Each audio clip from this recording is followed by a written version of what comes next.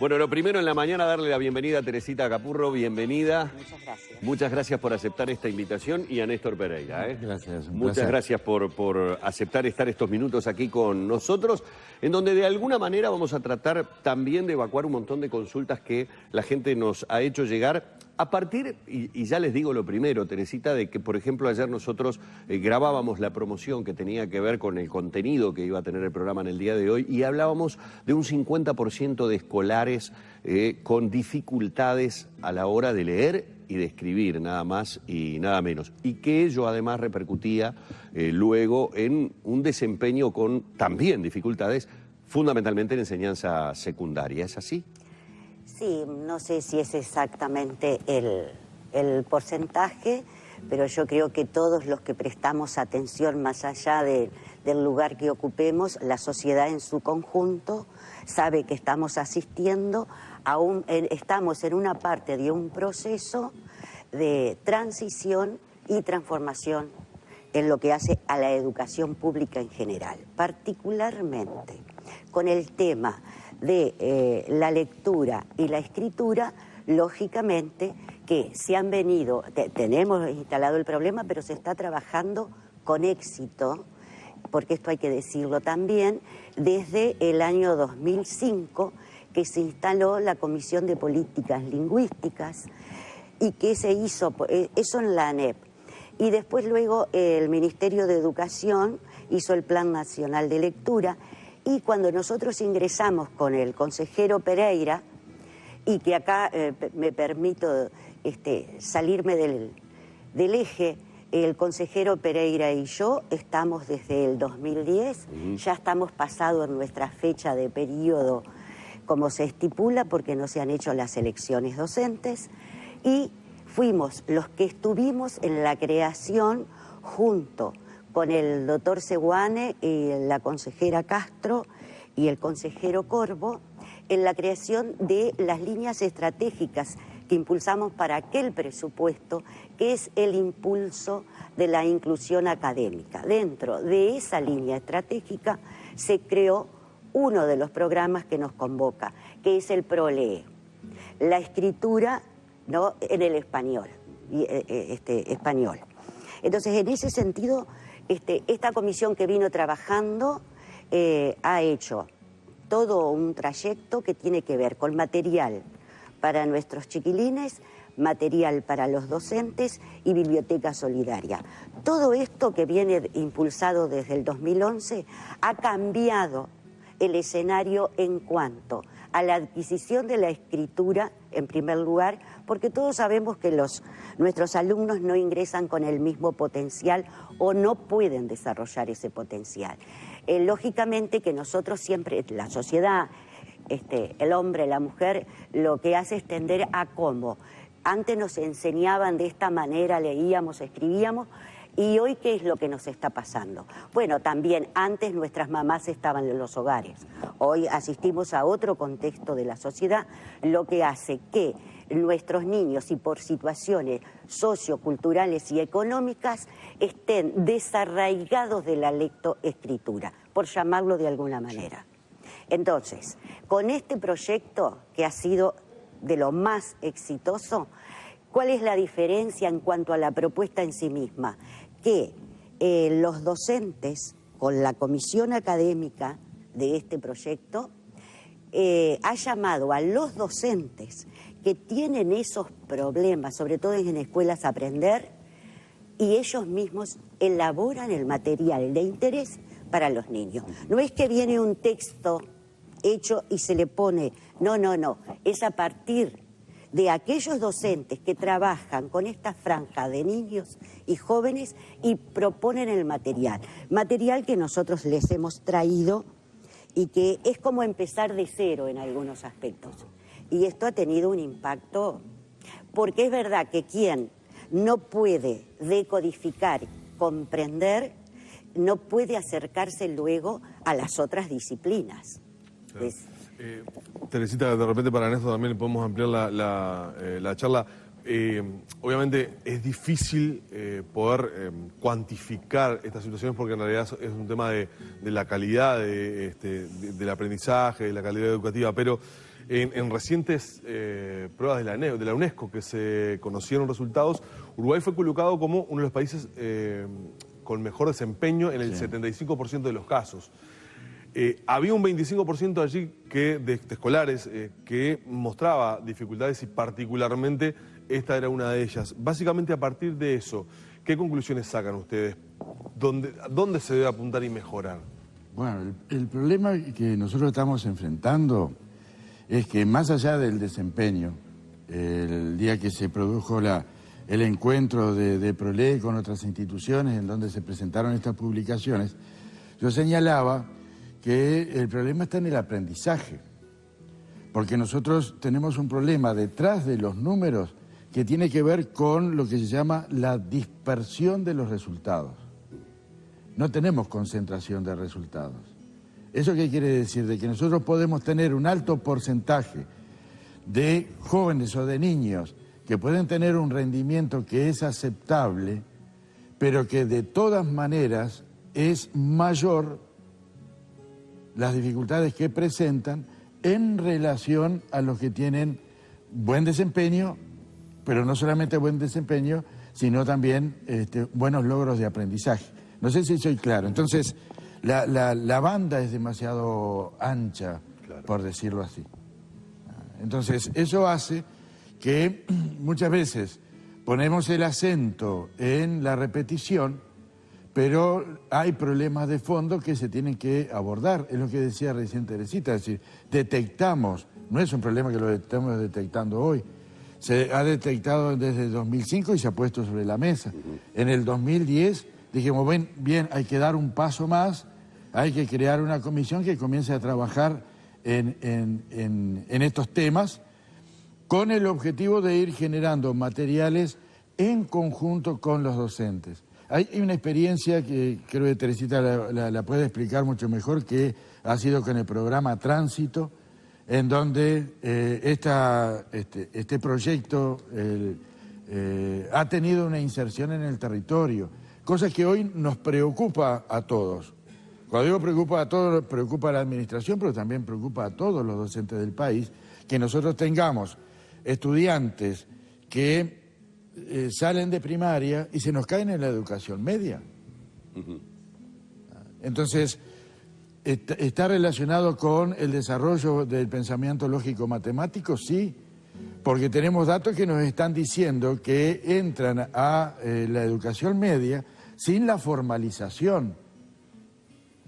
Y los que fuimos al liceo sabemos que inmediatamente cuando se plantea una ecuación, si no tenemos desarrollado a nivel neurológico la formalización, es muy difícil de entender.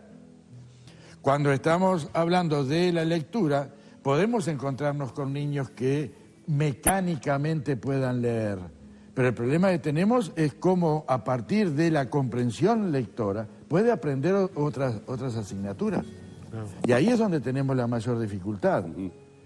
Entonces, esa es una preocupación y fue motivo del encuentro de la semana pasada organizado por PROLE con otras instituciones, con el MEC, con el INAU, con el objetivo de intercambiar ideas, intercambiar experiencia para poder poner el acento en esto. Claro. Que, termino acá, sí, que primaria, con mucho acierto, para este periodo lo ha sintetizado en dos expresiones interesantísimas. Del comienzo del ingreso a la escuela hasta tercer año, aprender a leer. Claro. Y luego, leer para aprender. Claro. Ese salto es fundamental. Está bien. Además, convengamos algo que creo que es una intuición, pero estoy seguro que la compartirán. Además de todo lo que pasa dentro del aula, cada vez se lee menos en la casa. Bueno, eso era lo que tratábamos de decir.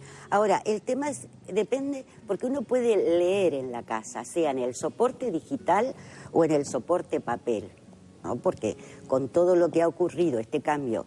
¿Las tecnologías han influido negativamente? No, yo no creo que hayan influido negativamente, pero es una percepción personal, porque el estudiante, el alumno, tiene que leer.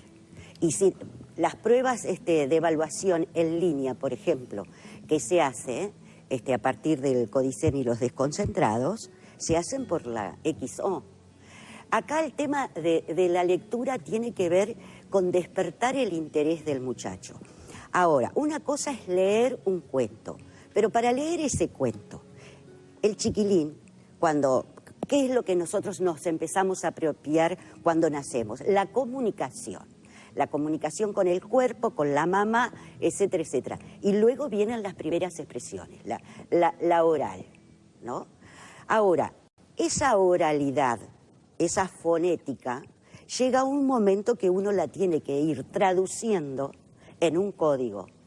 Ahora, ¿cómo bajo yo ese código? Por lo general, en algunos casos los padres se adelantan y van estableciendo algunos códigos, estoy hablando de letras, a poner su nombre, por ejemplo.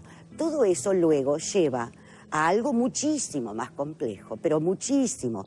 Lo que pasa que leer, como nosotros leemos, hizo que integráramos la grafía, la fonética, y uno vaya construyendo. Si yo tengo dificultades en la lectura, voy deletreando. Nuestros niños en primer año, en la época que yo estaba en el aula, en octubre ya tenían que saber leer palabras, frases, oraciones de su contexto, de su nivel. Ahora, pero no todos aprenden de acuerdo al grado. De ahí que prolee. No importa el grado, el que esté, si está en primero, segundo. No. Importa en qué estadio está el chiquilín para darle el estímulo y el material necesario a través de sus docentes para que tengan la apropiación.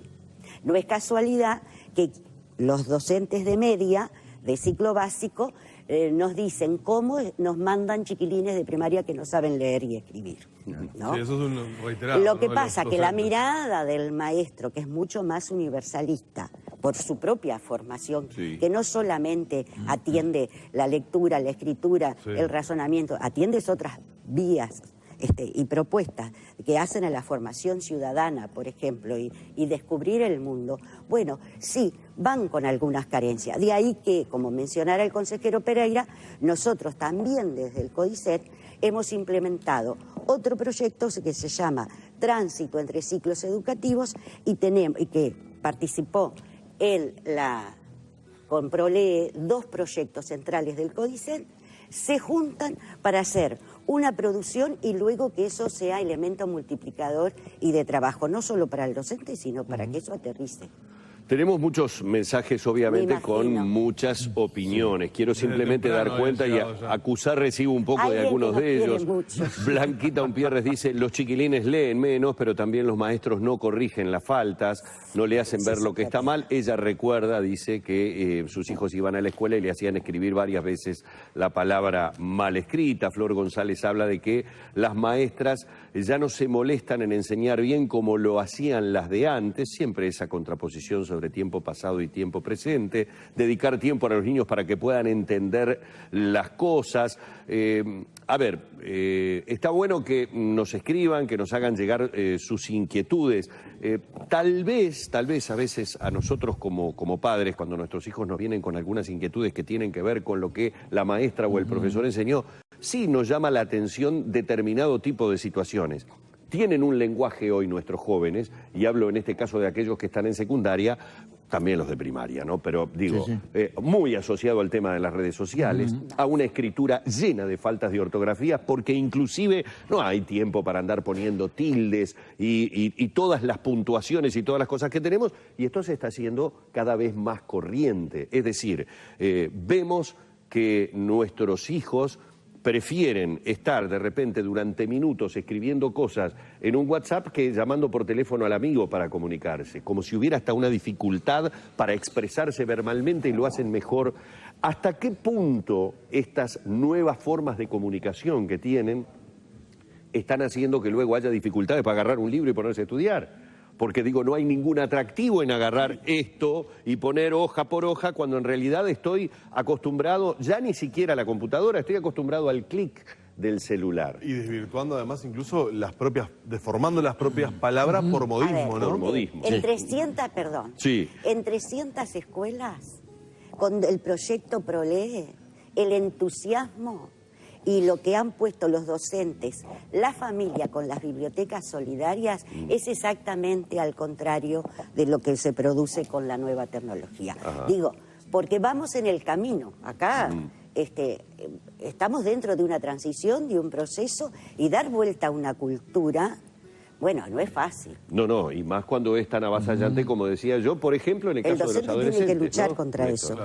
Claro, me parece lo siguiente, es decir, nosotros no podemos negar los avances tecnológicos y fundamentalmente en esto de la electrónica vinculada a la comunicación. Eso, por un lado, genera, en algunos casos, ciertas perversidades y algunos mensajes que son sublimes. ¿Por qué? Porque detrás del aparato parece que no hubiese nadie. Y del otro lado del aparato parece que no hubiese nadie. ¿No? Entonces, digo, esa situación impersonal hace que algunas expresiones comiencen a distorsionarse. Ahora, los avances tecnológicos tienen que distorsionar la función de la escuela y del liceo, del centro educativo, no. Entonces lo que se tiene que generar son espacios de apreciación de la lectura, de generar el hábito y la ritualidad por la lectura e ir comprendiendo que la palabra escrita, tal como se escribe, está significando cosas diferentes. Aunque después el aparatito que vamos a darle un mensaje al amigo no contemple un tilde o no indique que hay una falta ortográfica si se escribió mal. Pero eso lo tiene que comprender. Son los nuevos códigos que utilizan los muchachos. Exacto. Y tienen que comprender que son distintos códigos. Porque luego, es decir, el libro aun cuando sea digital, no tiene la abreviación de un mensaje.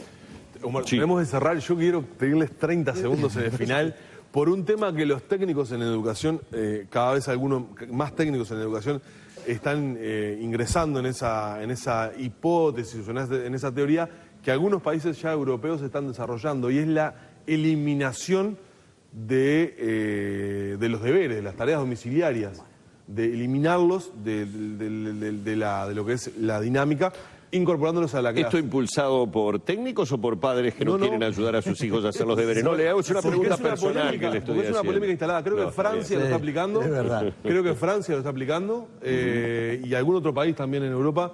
Y hay algunos técnicos en educación que están poniendo esta discusión arriba de la mesa. A ver, 30 segundos y 30 segundos para el cierre. En algunos países es como usted dice, ¿y qué ocurre? Que permanecen más tiempo en el centro educativo y hacen la tarea con los docentes. ¿Qué opinión tienen de eso? Y bueno, es una posibilidad, porque si el chiquilín vuelve a la casa, como nos ocurre también en nuestro país, y no hay quien lo ayude, porque acá lo que faltó, lo que se trata siempre es decir, la maestra no corrige, la maestra, la da. Y hablo en femenino por una costumbre nada más, ¿no? Claro. Bien, por lo que significa. Ahora, yo me pregunto, con todo el respeto del mundo, ¿y dónde está la mamá, el papá, la tía y la abuela? Porque eso se genera en el hogar. Ahora, si nos juntamos, uno comprende al docente y el docente a la familia y hacemos las cosas bien, yo creo que el que gana es el chiquilín. Claro. ¿Néstor? Claro. ¿Qué opinas? Mi opinión es que si nosotros aumentamos el tiempo cronológico dentro del centro educativo y no le damos distintos tiempos pedagógicos, el tener deberes o no tener deberes da lo mismo. ¿Sí? Ahora, si nosotros decimos bien, hay que aumentar el tiempo cronológico, lo correcto es que el niño o el joven, cuando salga de allí, no tenga ninguna otra responsabilidad porque ya lo hizo todo. Ahora, generamos al mismo tiempo una situación bastante extraña en la casa porque el padre o la madre o la abuela o quien esté no se siente con la responsabilidad de estar acompañando. Claro. Bien. Yo les quiero agradecer y decirles que a partir de la pregunta de los deberes explotaron las redes sociales y las vías de comunicación de arriba, ¿no? gente. Sí, claro. Es polémico. Claro. Metimos el dedo en el ventilador. Y está bien que se generen estas cosas, Bien. pero que nos podamos escuchar. Exacto. Porque un deber mandado a la casa por cumplir con el rito de que el niño tiene que hacerlo algo en la casa, y ese deber no es de calidad, como dice el consejero Pereira, no sirve. Y hecho de mala gana y apurado tampoco. Claro. Exacto. Bueno, les pedimos disculpas, pero el programa tiene que continuar. Como verán, es un tema para debatir, un tema que ha cruzado fronteras. Yo quisiera simplemente cerrar con esto porque hice mención en el principio de que un portal informativo argentino como es Infobae, pero obviamente de alcance mundial, tenía colgado una columna del expresidente, el doctor Julio María Sanguinetti, colaborador habitual de Infobae, bajo este título: baja la repetición, pero también la exigencia. Allí hay un extenso artículo sobre lo que, bajo un subtítulo Crisis Educativa, el expresidente realiza a partir del Monitor Educativo Liceal 2014 y también hablando de las pruebas de UNESCO TERCE con respecto a alumnos de tercero y hasta sexto Mire, grado. perdóneme, Bien, usted Teresita. tiene que cerrar el programa. No, pero dele nomás. Pero, así como la gente explotó por el tema de los deberes, qué lástima que esto no lo comenzamos a tratar acá, porque nos da la oportunidad al consejero y a mí hacer una interpretación desde la docencia, Claro. porque este país es muy generoso. Todo el mundo es docente, como director técnico de fútbol. Y entonces tienen la posibilidad de escribir, tienen acceso y una historia de mucha cultura, entonces esas cosas a veces llegan como palabra santa. Pero vayan al barrio donde están los docentes, digo en sentido figurado lo del barrio, con la diversidad de chiquilines que tenemos, con toda la problemática social, cultural y económica, y vamos a ver cuánto aguantan esas personas en una clase. Y después vamos a ver lo que vale un maestro y un profesor. Bien. Me enojé. Y eso que enojar. Y eso que no tocamos el presupuesto. Claro. No lo tocamos, no entramos. Eso era lo que ibas a tocar vos para terminar con este tema. Les queremos agradecer. Me quedo, Néstor y me quedo Teresita, con el último mensaje que dice Jenny: ¿cuántos padres van a regalar en este Día del Niño libros? Me parece muy bueno. Es sensacional. Es sensacional. Gracias por haber estado con nosotros. Vamos por favor al cierre.